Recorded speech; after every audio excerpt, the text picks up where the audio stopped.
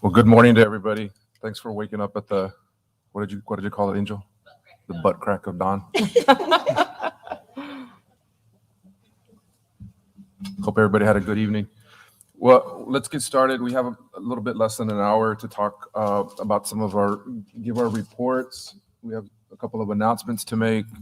Dr. Davila joined me up here to make a couple of comments about this past couple months, and then we'll introduce the new board.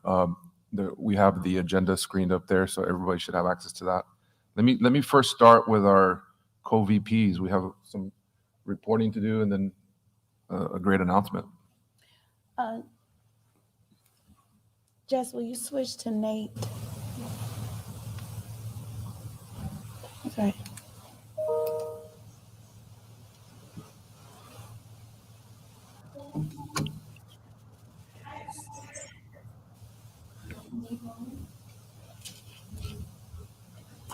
Oh, we're live, sir. Yeah, I just didn't know if my audio was going to create a loophole or not. So I didn't want to say nothing. So I'm like, yo, what up? Can y'all see me? Good morning. I love the butt cracking Don, though. That's hilarious. Come in, y'all. Y'all know it is 7:14 where I'm at, too, right?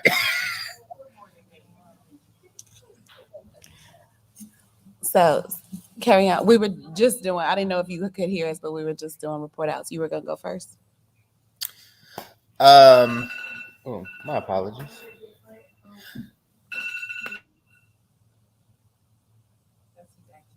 That's what I was just thinking.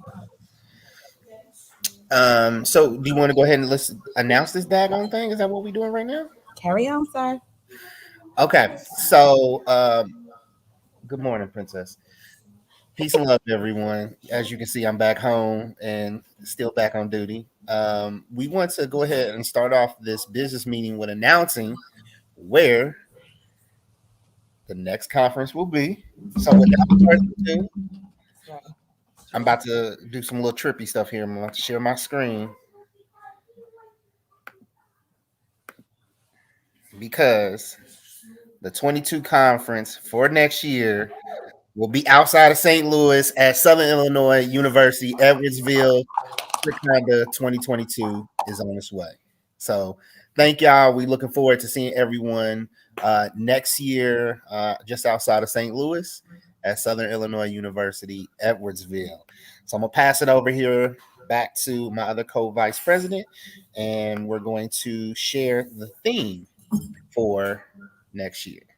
You want to pop up the... If you could put the agenda back up.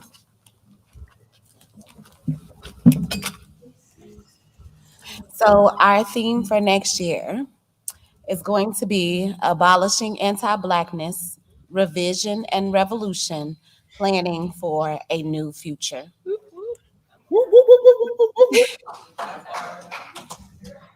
All right, let's say that again for the choir and the folks in the back because they need to hear receive that. Abolishing anti-Blackness, revision and revolution, planning for a new future. All right, yo, let's get it. Come on.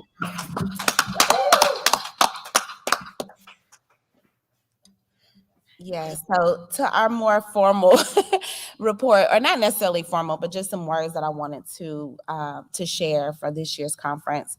So greetings to everybody, both that are sitting here in the audience with us, but also that are online. And because it's early, especially to those of you who will go back and watch this later on. And we honor all of those points of participation. So I wanted to express my deepest gratitude to each of you for being you. For being you has led to countless papers, presentations, classroom engagement, activism, social justice rallies, silent protests, small rebellions, and multiple ways forward. I wanted to express my gratitude for you being a part of the organization. As a fully volunteer organization, leadership and participation from our graduate students, community members, scholars, DBLA winners is so important to the perpetuation of this organization. This year, we lost renowned scholar Charles Mills, yet the work lives on as we stand on the shoulders of this giant and others. They are not lost to us, even if they no longer walk this earth alongside us. I invite each of us to stand on the shoulders of CRT giants or our CRSEA giants and serve this organization in the year and years going forward. The 2021 conference has been a year of learning and grace. We pivoted from a fully face-to-face conference to a virtual conference with a face-to-face component. And in a lot of ways, we failed to meet the needs of our members. For example, we failed related to accessibility. I intentionally named this explicitly so that we do not ignore the shortcomings. Partially, it was from technical failure due to lack of information and oversight. Our mistakes are not ignored. We'll take responsibility for them and learn from them so that we learn and grow and get better for a new way forward. We have so much room for growth, and we had also had many victories. We literally put on a hybrid conference, y'all.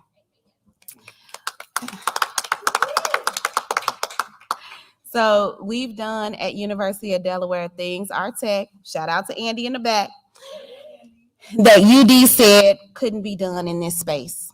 Our ideas, as Dr. Donna spoke to last night, made space for a new way forward. So in this year, in 2021, we had 395 registrants that came together in various ways, whether virtually or being present. And we thank you for being a part as a whole in terms of our first, but not our last, hybrid conference. And we look forward to you joining us in 2022 in Edwardsville, Illinois, at Southern Illinois University under the deanship of Robin Hughes.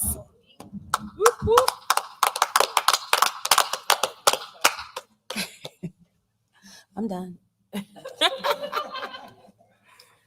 And just another thank you to Dr. Baker and Dr. Nate, really taking the lead and being creative and just making it happen. So this is and due in large part to your efforts. And so I want to thank you for that. It's been great to work with you.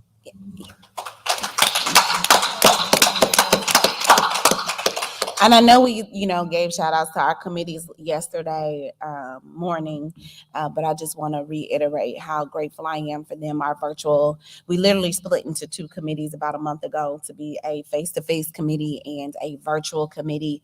And so the virtual mixers, all of the things that's happening online, I cannot say thank you enough, specifically to Dawn Hicks Tafari, who, if you've ever known her or met her, she is unforgettable. And Dennis Rudnick, who are heading the virtual committees, and then Kathy Gastelum, who's here with us, but has very much been a part of making sure everything is happening virtually. That meeting when you walked in and said, or linked on and said, this is going to be a virtual conference with face-to-face components. Yeah. I was like, yep, let's do it. So. Kathy's not here. She's on the way, but maybe Dr. Davila, you can help with the finance report. Sure. So we are, as we have expressed over the last few days, right, working through this transition in a very different way. And so one of our transitions, of course, are always the finances and the treasurer. So Kathy stepped in. She was our former graduate student representative, and now she's a whole PhD. And we got to keep her on the e-board as treasurer. Currently, our CRSEA account balance is $28,000. And we are right now, the number will flux a lot. We have money coming in and we have a lot of money going out as far as the expenses of the conference. So we will continue to monitor that number. One of the things I actually learned from some of the former presidents was we try to keep the balance. What we come into the association with as president, we try to keep that number the same or grow it. And really just trying to have that reserve. So especially in the state that we're in the pandemic, if we don't get an institutional host or the institutional host can't cover the conference, then we have to be able to cover the conference. And just for context, for those of you who don't know, that amount would get us just enough for a conference. So we have to have that reserve, right? And then also there's other things that come up, right? Of course, financial that are outside of the conference, right? So that is on our, the association's kind of budget. And when Kathy comes, if she wants to add to that, but that's all I have to share right now. And thanks to Ben. Ben's in the crowd because Ben started out in USC. We went to Nicole, and then we transitioned to Kathy. So thanks for all your help, Ben, on the institutional knowledge that you provide for us. Grad Council. First of all, congratulations on the pre-conference. You guys did a hell of a job. Yeah, it was awesome. Hi, everyone. I think it was a really good conference. I think also, making sure that everything worked out with the Zoom links and it was a good foundation for yesterday and today.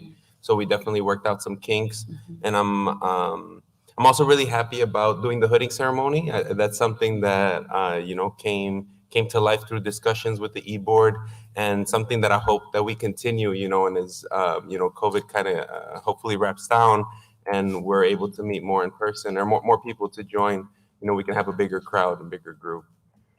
So me and Lorena, my co-rep, met in 2014, right? In Vanderbilt. Was it? Oh, my bad. 15. That down. 2015, yeah, at Vanderbilt, and it's just awesome to kind of come full circle and us sort of both leaders. And it was actually our first conference there, and so like we put the conference together, and we really wanted to focus on providing sessions and panels that were beneficial to both graduate students and early career faculty. So before it was very focused on graduate students, but we kind of saw the need for that. Also this year we created like a forum and sent it out to people to sort of get feedback to like, what kind of sessions do you want to see? And we do want to continue that. What else? Oh, so this year we actually starting off because before we would have 2 grad reps, and then it would just for 2 years, and then we would bring 2 new grad reps. So this year we're actually changing the model, where I'm going to step off finally, because this is like my 4th time, but stepping off. But I'm going to be stepping off, and then Lorena's going to come, and then Sergio Gonzalez, who I don't believe he's on, is going to be coming in. So then that way that we can sort of pass the torch and pass that knowledge and kind of have new people coming in. So so it's not that 2 model where they're relearning everything, So with that said, we also had a lot of folks help out with like the grad council. So we will be up here after the business meeting if anybody wants to sign up, or if anybody's viewing us on YouTube, if you can email us at CRSEAgrad@gmail.com. Is it possible if you can put a little note right there? So CRCA grad, GRAD, @gmail.com. So you could just email us, and if you want to get involved, I think it's a really good way to really build community. And I'll pass it on to Lorena. Yeah, really just going back to the pre-conference. Thank you everyone for your patience and collaboration. Also, it couldn't have been possible without the grad council. So shout out to Javon Stova, Andrea, Karina Oat, and Tammy Ryan, and us too. I'd like to thank us too. But we also had 10 presentations on Wednesday that covered, from experiences as a doctoral program to putting together things for tenure to just CRT in the limelight with Dr. Angel Jones. So we covered what I think a plethora of topics for a range of folks. And we've also had just like practitioners and community members who benefit from some of the presentations that we had. And we had a total of 17 presenters, some grad students, some early faculty, and we really try to invite folks to add this as a line to their professional development, to their service, but also to share some of their knowledge and wisdom to the CRSEA community as well, and introduce them to our community, and for them to introduce and take our conference back to their spaces as well. I think that's it for us. We are going to continue to try to bring back Site Me Tuesdays and a lot of efforts throughout the year. So we're keeping our grad students engaged throughout the before the conference. And yeah, that's it. We're sad to see you leave, Oscar, but Out the door. Time to go on your own. Thanks again to the grad council and all the work that's been done. And I know you're all recruiting, right? We always need help. So that's the big thing. We want to bring that new generation, new leadership into the group. So yeah, if you're interested, please reach out via that email or just reach out to one of us and we'd be happy to connect you. And there's a sign-up sheet for those who would like to be a part of the committees at the end of the virtual conference schedule. And we'll also be sending out a link as well post the conference to ask for evaluation of the conference itself. And it will be included there too. Larissa's not here right now, so we'll wait to see if she pops in a little bit late, and we'll come back to that. I guess the next thing on committee reports, I was going to ask just for some of the past presidents to maybe make a comment on the committee reports and how important it is to get committees up and running. I think that's one of our main goals moving into the future. Obviously, we're going to need more of a stronger tech committee or virtual committee. That's something that's definitely going to be new, but I think we're reaching out. We're asking for anybody that's interested. It can be something, if you only have a certain amount of time that you can dedicate, but I think that's really the lifeblood of the organization is the volunteer service. You get to hang out with really, really cool people that are very talented. I think that's a benefit of it. And so I would just urge anybody that's interested, wanting to get some service, wanting to get some leadership experience. I think there's lots of opportunities for you to do that. Anything else? Just okay. On the state of the association, I'm going to ask Erika to help me out with this a little bit. I put some notes there just of what's happened over the last 24 months, really. Again, I feel very fortunate because this is my first conference. I didn't get to go through one as a VP. And Erika, has been around throughout the whole time. It's not like she stepped off and wasn't providing service and providing leadership. So it's kind of like in a lot of ways to me it was a co-presidency, and I really appreciate that. So some of the bullet points that I have, and then we can just kind of tag team on this is the state of the association is extremely strong and stable given all the transitions that we've gone through.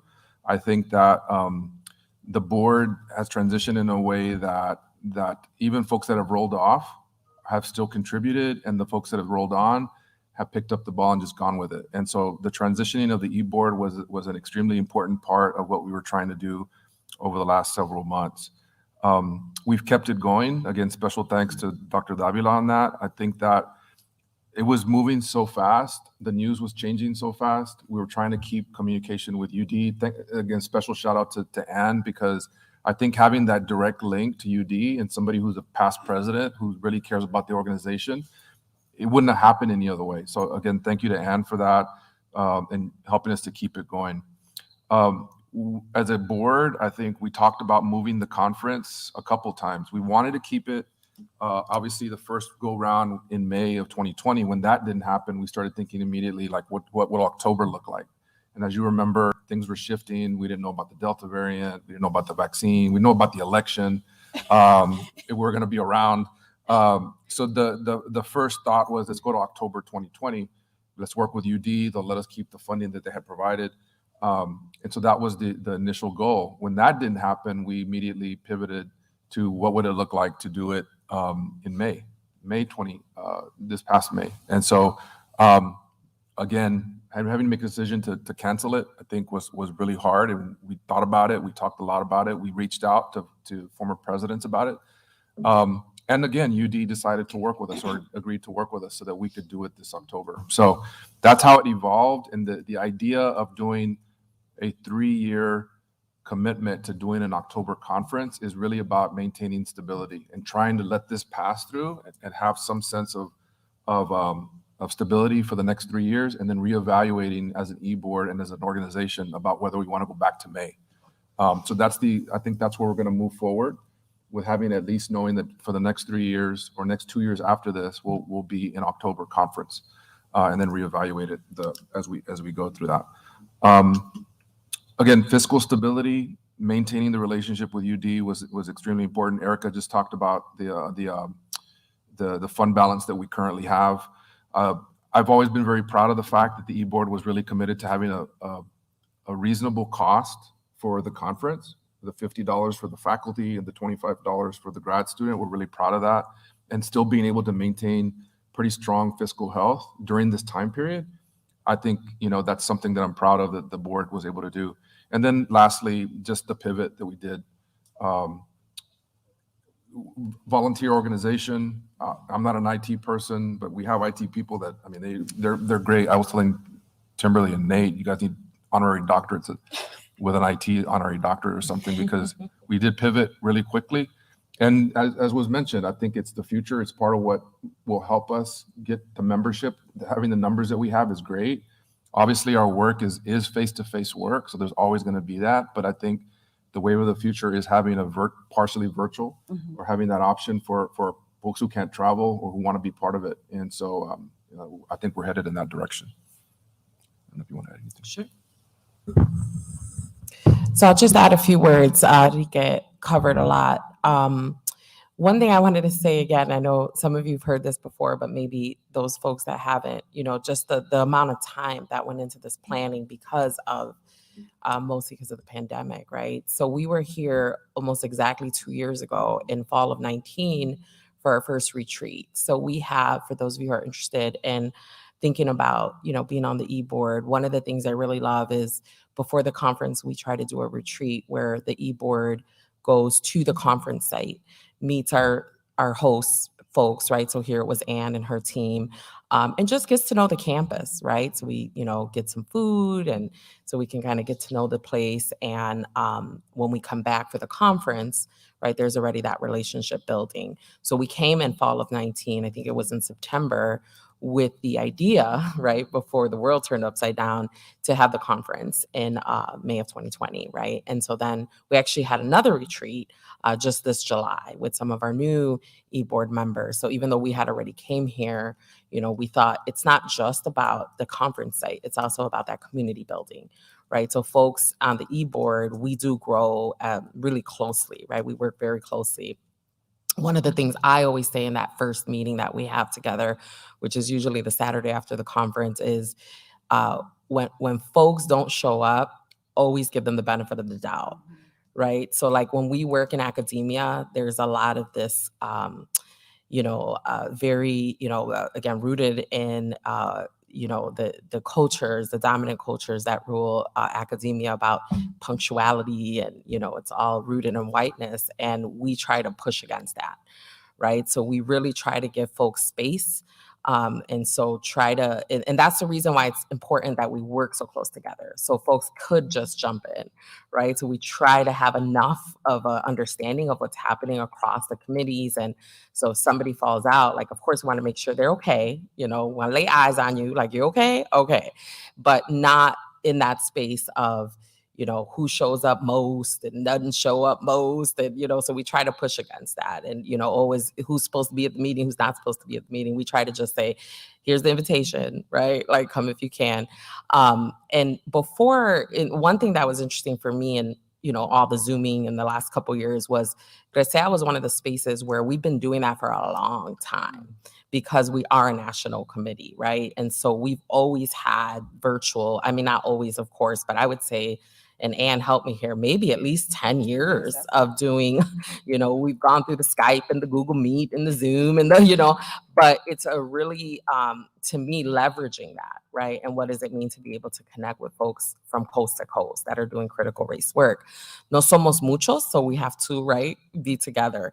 And then I wanted to talk about, just give a shout out. I don't have a list or anything, but everybody who helped with the summer webinars. Because we were drowning, y'all. And we were like, we need presence. Like we need to get, you know, everybody and their mama were putting out all the webinars, and we were like, we need to get in that mix because we need to make sure that folks know that we're active, and we need a space for our folks to share their scholarship. And so I personally was going through hell and high water. So I was not very present in those summer webinars. I didn't present anything. I showed up to a couple, but I just want to thank the folks, right? Like it took the village to say, all right, like I got a minute, I can do this. Okay, great. I do want to reiterate what Enrique said, because, you know, we get, like most associations, right? Sometimes we get the little like, you know, folks that might be a little disgruntled, right? Stuff don't work out 100%. And I always start with, we are an all volunteer grassroots association, right? Nobody gets paid nothing. And we usually give in out of pocket, right? To make things move along. And so I just wanted to reiterate that. And the patience of the grace of like the vast majority of our community always impresses me, right? Again, because we're socialized through academia to be so like, you know, we're going to make it work and this and that. And most folks are like, it's all good. Right? And not to say, right, we all have our moments. So if you do have critiques and you're disgruntled, you know, come to us, but also understand that we're doing what we can with what we have. And we will continue to do that, you know, so we're never going to be 100. We're never going to be the association. Well, I shouldn't say we're never going to be, but I don't want to like go into that, like, you know, we're employees and all that. That's not who we are. And then the last thing I wanted to share is a list, because I was impressed. It's probably longer than this, of all the new things we did this year, in spite of the state of the world, in spite of just everything, right? All hybrid, like Timberly was saying, that was huge, right? It like Enrique, I was a little freaking out too, and we're like, oh, Timberly's, I got it, okay. But really, not just the presentations and the scholarship, but also the social piece. And big shout out to Dawn. Yes. Our hospitality queen. But like to have those online mixers and, you know, just giving folks that space to build, because every conference I've been at, I want to say the number, but I'm just going to just say at least one student who it's their first conference, not their first CRSEA conference, just their first conference. And I've met 3 here in this little tiny space that we are face to face. So if you're online and it's your first conference, bienvenidos, but we are spoiling you. I'm just going to say that, because not all academic conferences function in this communal way, right? UGMA was also new. And Larissa and I kept going back and forth, and since, you know, it was just a little seedling of an idea, but, you know, she's like, should we wait? Should we not wait? Should we wait? And I was like, let's just launch it. Like, let's just do it, provide the space. And she carried that labor. So I don't want to like front like I carried that labor. She carried that labor, but she moved through it virtually. And some of the things that I'm hearing from the mentors and the mentees are just powerful. And folks that have never been in the same room together, right? And how they leverage this virtual space.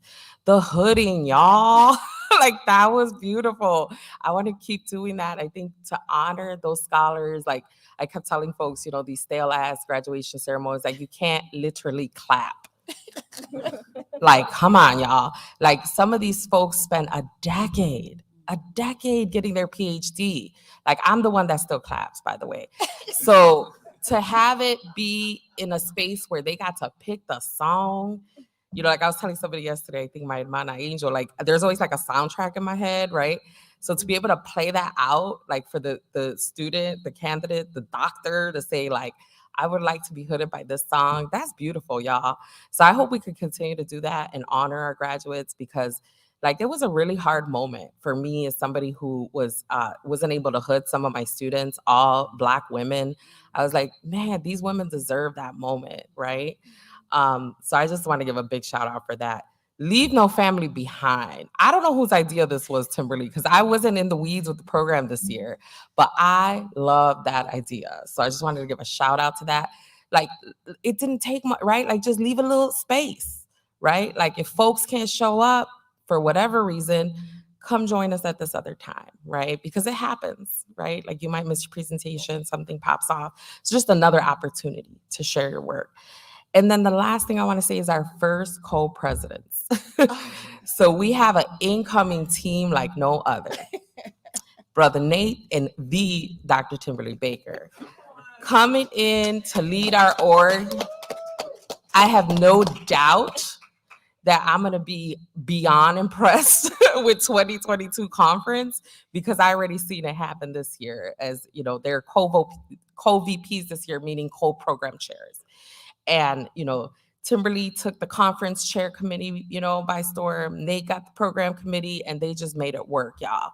And it is a beautiful model, right? It's a beautiful model to be able to be like, I need to breathe. This other person's going to step up, right? And there's a lot like with associations and leadership, and there's a lot of moments, right, where you're like, do we decide, right? So one of the things we do is we always go to our founders, Dr. Stovall, Dr. Barry, Dr. Lynn. I know I did it throughout my whole presidency. I was like, what you think, and they helped us this year with helping nominate our emerging scholars. That isn't something new. We actually started that in 2019, but we kind of re-envisioned it. We wanted to grow it and get more folks recognized. So it's kind of new, but not really. And so I'm just like ecstatic to like, I want to say give the torch over, but you all know I ain't going nowhere. So you all stuck with me. But really just to see, again, like I said, on Wednesday, like to be a grad student in, 04 or 05, whatever it was, and see this little tiny group of all folks of color challenging all the ish that I experienced as a Chicago public school student. I was like, this is beautiful. Like these folks are doing the work. And then to be here almost 20 years later and see how it's grown, like, I'm just like, all right, y'all, woosah. Thank you. So much. Great words. Can we scroll down a little bit? Because this is the moment right here. We literally get to pass the gavel over. Yeah, there's our new e-board, Dr. Timberly Baker, Dr. Nate Williams will be our co-presidents. The Dr. Angel Jones, vice president. We're super excited about her leadership on that. Dr. Kathy Duarte Gastelum will continue as treasurer. Dr. Injung Yoon Ramirez, who wasn't able to make it today, but has just been great. She continues to be our documentarian. And Lorena Gonzalez, Sergio Gonzalez. No. That's wrong. Yeah. No, I thought he's No, that's right. Gonzalez. His name is correct. No, You más just- que ella tiene dos Yeah. apellidos. Come on. We're Sorry. missing one. Camargo. Sorry about that. Graduate Council representatives, and then Dr. Larissa Malone will continue to do GMA. So we're very, what did I? They ain't ready. Oh, They ain't ready. they ain't ready. They are. They ain't. So yeah, let's pass it over. I think we're looking forward to Edwardsville, St. Yeah. Louis. A lot of good ideas for that. Yeah, we're super excited about the possibilities of what's going to happen in Edwardsville. I want to back up just for a minute because I did not give Injung her flowers that she deserves. She has been phenomenal related to both the program committee, her role as documentarian, but then also because she wasn't able to join us here, she's been doing all the sort of background. Yeah. If you've received an email update while this conference is running, Injung sent it. Yesterday, we had several Zoom situations happening, and she was fielding all of those things. And so, again, in expressions of gratitude to her as well. For Edwardsville, you can look forward to another hybrid conference. So we will be both face-to-face. We hope to all be face-to-face, right? But then also the virtual component and just getting better at it is really one of our focus goals for this upcoming year, is taking what we've learned from this time around and making it even better and putting our own spin on it, based on what that looks like. And so what you can look forward to in terms of Nate and I's co-presidency, and he's going to speak to this in a moment, is all of the things that Erica said, but also a continuation and improvement, because Dr. Jones was very much integral to the summer webinars and the grad council and the support that they gave for all of the things that they were doing as well, that we've got a model now, y'all, for how we can do this. And we also have enough lessons learned about how to do it better. And that's really what we're looking forward to as we move toward, as we go throughout the rest of this year until we get to next year's conference. For many years, our conference has been our culminating or sort of our singular event for the organization. And that now has shifted to it being a culminating event for the year, i.e. us all coming together, but not the singular time that we are connecting and meeting and et cetera through the membership in the organization as well. So I just speak to some of the things that I hope you are looking forward to. And also to request volunteers, because it doesn't get done without people. That people power is so critically important. And I know as academics, our labor and our service can be seen in various ways, but this is service. And I encourage us to advocate on our campuses for the types of service that we provide to the organization as our acts of service, both universally and nationally, but then often in smaller ways as well. And I speak to that because I know that's something I struggle with, is like serving on campus as service, as if that's the only way to serve, and it's not, right? As an academic, this really is service, and naming that. And because we have such phenomenal people, just everybody's like, you need a tenure letter, you get a tenure letter, like not tenure letter, but a letter in support for tenure. Let me be more clear with my language. So that's also the really great thing about serving on this committee, is serving in this organization, is, we all need recommendation letters for various things. We all need, if you're in a tenure track or academic position, letters of support related to tenure. And even if you're a community scholar or graduate student, again, like those letters of support for the various things that you need to do.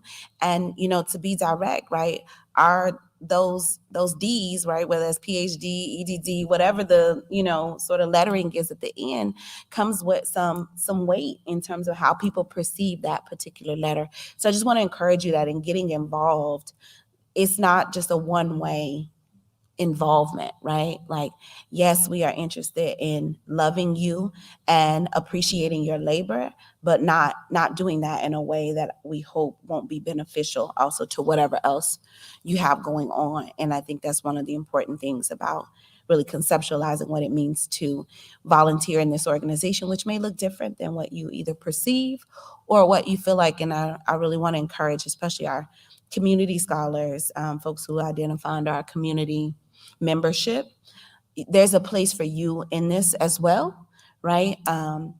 And to not, for it to not just be like, well, I'm not at a university, so I can't be on e-board. And that's just not the truth of how we move. And I'm glad Kathy walked in. Kathy, come on up here, girl. No.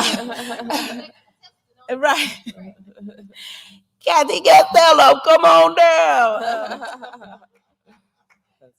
So I speak to that as well because, like, Kathy is an in-service classroom teacher, and she's also an adjunct. But just to the point that sometimes I think in this type of space, we think it has to be an academic or a professor, and it doesn't. Right? There's space for school leaders and community leaders and activists and all of that in the organization consistently, not just for the conference itself. Hi. I'm Kathy Gastellum, and I am a grad rep. I was a grad rep, and now I'm treasurer. And just being involved in CRSEA, it's really meant a lot to me, because not only in coming to these conferences did I feel like it was my home, but like I'm now giving back. So it just feels really great to do that. So I encourage you all to get involved. And well, we don't get paid for this, of course, but and it does look great on our CVs and our resume, but it also feels good to give back, especially to like a community that is so receptive to it. Sorry, I just like ran over here from my hotel room. I woke up at 5 and I'm like, oh, I have a couple hours, and next thing I know, it's 7:46, and here I am. Take a breath. Yeah, and peace and love, and I want to kind of build off of that too in regards to the service component. I'm gonna just be flat out honest. I value and prioritize this service over all other service, because I know that the translation of that labor is more impactful, more immediate, and is more tangible because it's part and an extension of me.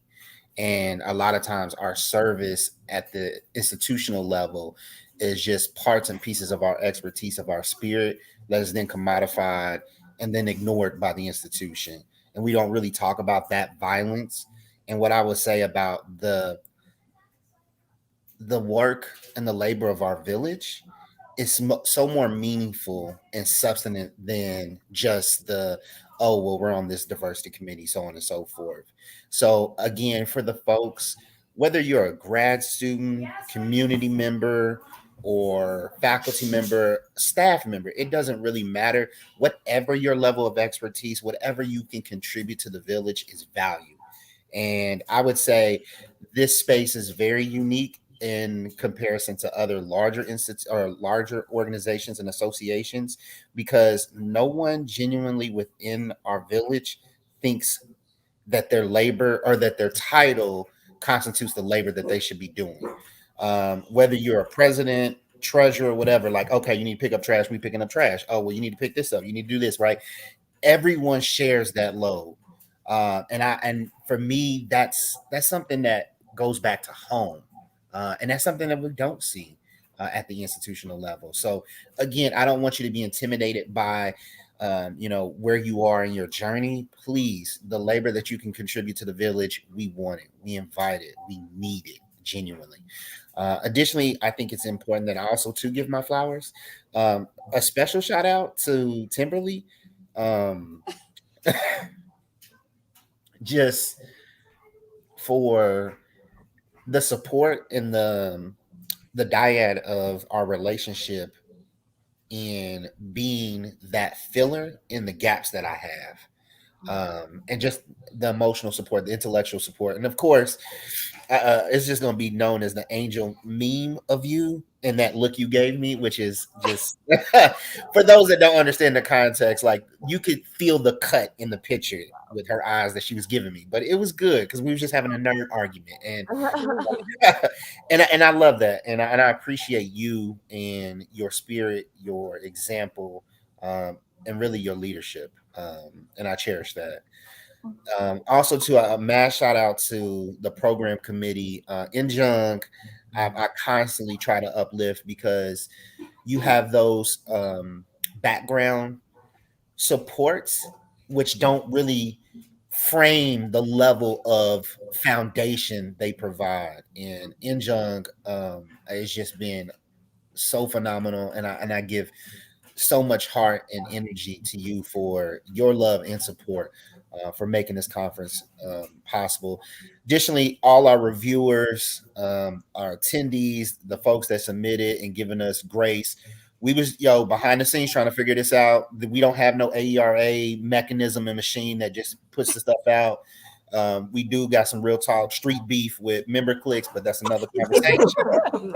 And we was doing the thing, like collapsing Google Docs and trying to do this, and we're gonna have human error. And we just, again, I want to reiterate the grace that our village has extended to us. We appreciate, receive that, and we're going to learn from that grace that you have extended us this year and take it into 2022, because crit conduct is real. We're going to take over this world. And I guarantee you, what you see between now and the next conference, we just going to keep hitting them on the head, because we're going to interrupt all this misinformation about the stuff that we do, the stuff that we are about, and about our village. So again, love you all. Thank you so much. I'm gonna pass it back out because I think we want to do a little Q&A before we head out.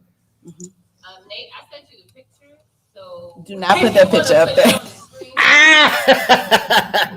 We're gonna keep that in house because I don't want to put that on YouTube just yet. Yeah, I think we have like 5 minutes.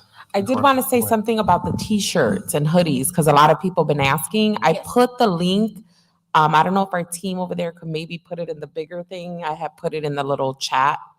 It's angeljonesphd.com, right? And you could just go to the shop. You'll see the hoodies, the t-shirts. We are getting all of our grad reps shirts, so I'll be in communication about that. Everybody else, you could go online, you could purchase a t-shirt for $25 or $30, depending on the logo. And then the hoodies are 50 or 60, something like that. But just go get your shirts, get your hoodies. support us as an association, but also the artists. Like I had mentioned on Wednesday, Miriam Flores, or yesterday, I don't remember, but check her out. She did our shirts for 2020 and 2021. And we are talking about, what that looks like moving forward, bringing other artists in and whatnot. So get your t-shirts, get your hoodies. Yep, and just a reminder too, on the virtual conference schedule, the link for the t-shirt order form is listed alongside the bookstore. So in the same slot where the bookstore is, if you just scroll over, then you'll also see the bookstore link and then the t-shirt order page link. Yeah, real quick, I also want to give some flowers to Dr. Jess Krim. Her and I are actually running this digitally in 2 different states. So, Yeah. yo, y'all can't see Jess right now, but definitely kudos to her. And a big shout out to Andy, Kyle, and Bob, and the folks in support over at UD. They've been gracious. They didn't yell at us or throw nothing at us. So we thank y'all for working with us. And nothing but positive energy to you all too. But yeah, we're gonna open the floor for questions.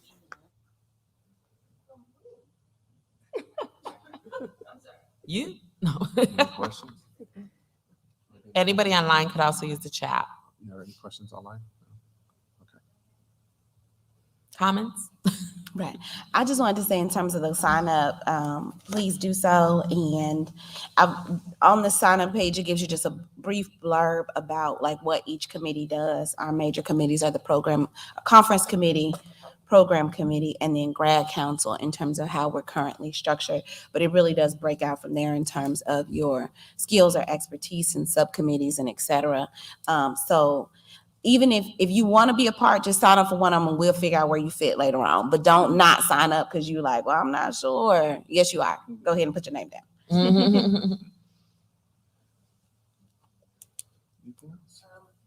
that's from Marissa now. Is it possible for her to log into the Zoom and then give her update virtually? Is that enough? It could be. Can you repeat the question? Because you can't hear it up here. She was just saying that she was connecting with Larissa to see if she could jump on the StreamYard, jump on the live so that then she would still be able to give her Ujima report out. Okay. Yeah. Yeah, we have. Jess, if you don't mind sending her the participant link, and then I can throw her up here as well. In reference to also to our, we're owning the mishap technologically with our closed captioning live transcript. We just want to remind folks for the concurrent sessions today, please make sure that you follow the instructions that were sent out yesterday about making sure you update your Zoom. We have gone back and tried to enable live transcription. But again, some of this is a little bit out of our control, but we're trying to do as much as possible to kind of troubleshoot some of those things. And again, this is a hard harm that is going to be informative for us moving forward. All right. Thank you all. Thank you so much. We look forward to the sessions starting at 9 a.m. Again, scroll all the way down to the concurrent schedule in order to access those links.